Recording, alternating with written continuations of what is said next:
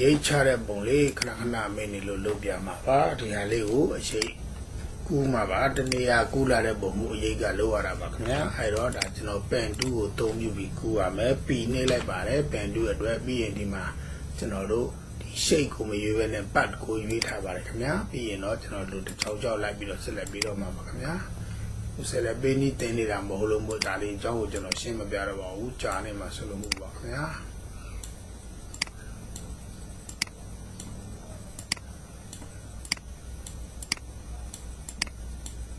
ခင်ဗျာမြန်ကျွန်တော်လုပ်ပါပါခင်ဗျာ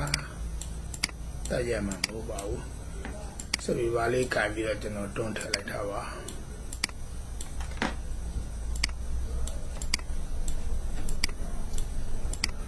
ရင်တစ်ခါတင်ပြီးသားဖြစ်ပေမဲ့ကျွန်တော်ခုပြန်ကြည့်လိုက်တော့အတန်ပိုင်းဆိုင်ရာတွေကမကောင်းလို့မို့ quality မကောင်းလို့ခုပြန်လုပ်ပေးတာပါခင်ဗျာ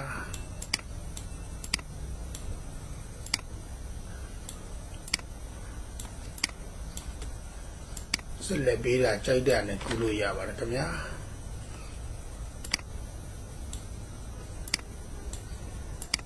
ကွန်ထရိုးလေးကိုနှိပ်ပြီးတော့ကျွန်တော်ရွှေ့လိုက်တာပါပြောလိုက်ရလို့ပါဆိုပြီးပါလေးကိုနှိပ်ရင်းနဲ့လိုချင်တဲ့နေရာကိုဖိရွှေ့လိုက်တာပါခင်ဗျာ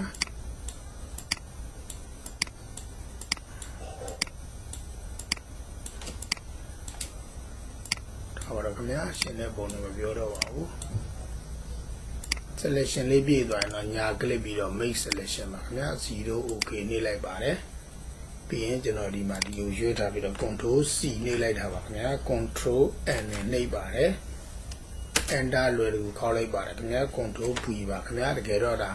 ပုံကြီးချက်မယ်ဆိုရင်တော့ခက်ကြီးတဲ့ကိုလိုချင်လောက်ချက်ရမှာပါခင်ဗျာပြန်ယူပါမယ် file နဲ့ယူပါဖိုးစစ်ပုံကျွန်တော်ယူပါမယ်ခင်ဗျာဖိုးရိုက်တယ်ပါတယ် bezel ကိုလက်မရိုက်ပါတယ်ခင်ဗျာဖိုးပါဒါကိုစစ်ရိုက်ပါတယ်ခင်ဗျာဖိုးစစ်ရိုက်ပါတယ်ဒါကို300ရိုက်ပါတယ်ခင်ဗျာ300ပါ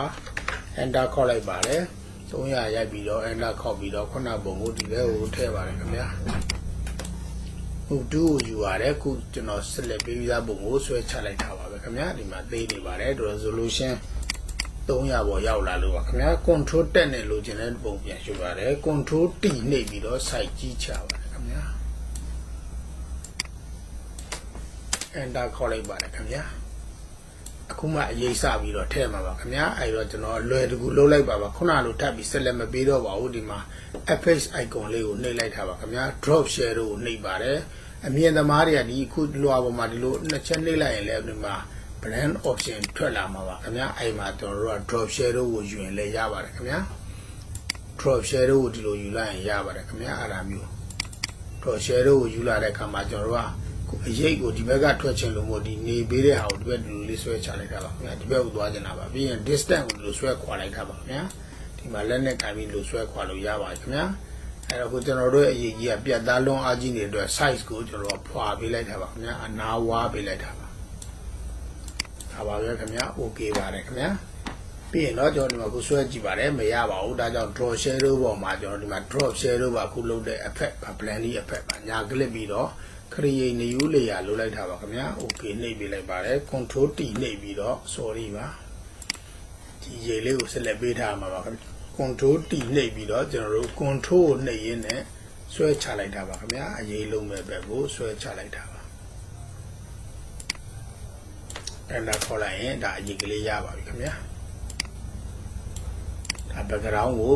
ဆက်လက်ပေးထားပြီး background ပေါ်ကိုကျွန်တော်လိုချင်တဲ့ background ပုံဖိုင်တစ်ဖိုင်တွားဖွဲ့ရပါခင်ဗျာ control O ပါခင်ဗျာ control နှိပ်ပြီးတော့ open ကိုနှိပ်ပါတယ်လိုချင်တဲ့ background ပုံလေးကိုရွေးဖွင့်ပါတယ်ပြီးရင်ကျွန်တော်တို့ဒီမှာ restore download ပြီးတော့ move to ကိုယူပြီးတော့ background ပေါ်ဆွဲချလိုက်တာပါပဲခင်ဗျာ okay ပါတယ်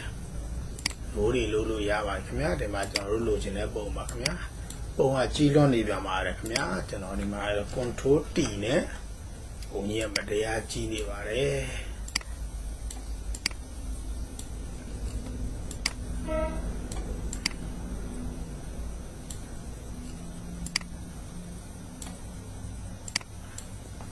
enter ခေါက်လိုက်တာပါခင်ဗျာ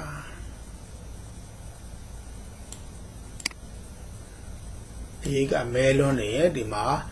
ကျွန်တော်တို့အရေးလွှာပေါ်ယူပြီးတော့ opacity ကို short ချလိုက်တာပါခင်ဗျာ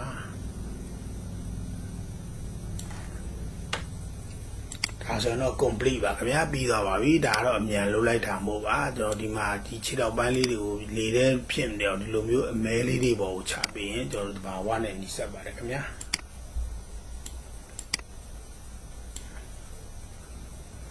ကြိုးစားကြည့်ကြပါခင်ဗျာလွယ်ပါတယ်ခင်ဗျာ